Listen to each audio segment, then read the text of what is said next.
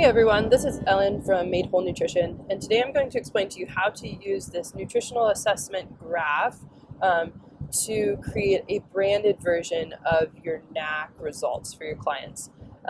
So very basically, when you open up the graph template, you're going to have a place to add your practice name. Feel free to add your logo or any other information you want up there.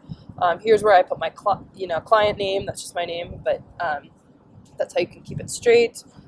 Feel free to change any of the fonts or the colors, any of the text if you so desire. And then once you come down here, I'm going to explain to you how to use this graph part. So if you click on this, the data table is going to come up on this side. And so the categories are already pre-populated. All you have to do is add in the total. So if you're using paper NAQs, or even a digital form of the NAQ, or even a different software where you're having your clients fill out the questionnaire, you just have to pull these system totals from however you're collecting that data and then input into the Canva graph. So as you can see, I have my January results here.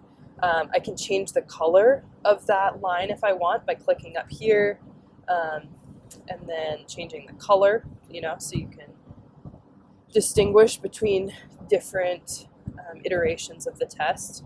And then if you want to superimpose another set of data on top of it, again, you click on the graph. Say I'm going to do this in February now, so maybe I take it on the 10th. And then again, I just punch in my numbers. And you can see how they've changed over time. And as you can see, it populates on the graph. And so it's pretty easy for you and for your clients to see their progress. Maybe as things are shifting in the body, as the body heals, maybe some categories go up a little bit.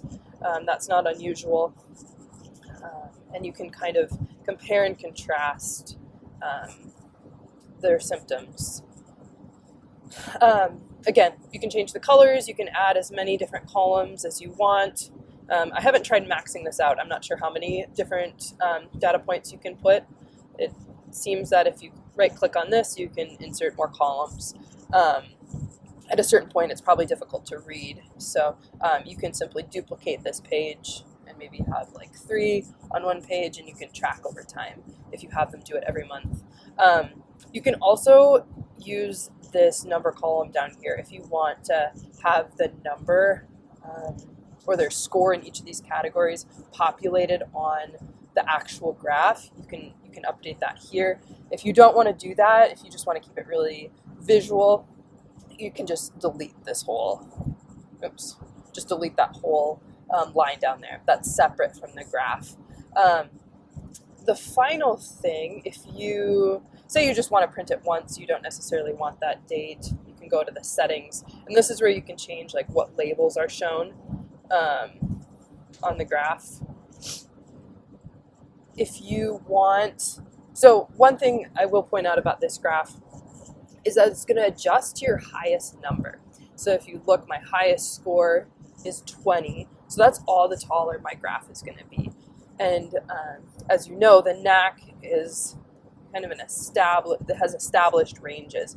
And so, for this individual, it looks fine because you can compare and contrast their results. Again, if I would put in like a 25 over here, the graph will adjust accordingly. But if you want to compare like client to client, or if you just want to keep it standard on all of your graphs, you simply just have to put a placeholder. So I think the graph kind of maxes out around 30, and so you just put a 30 in there, and Canva will create another point here at the end. It doesn't have a category, but that's the way to get your graph to be a standard height across the board. So I hope this is helpful.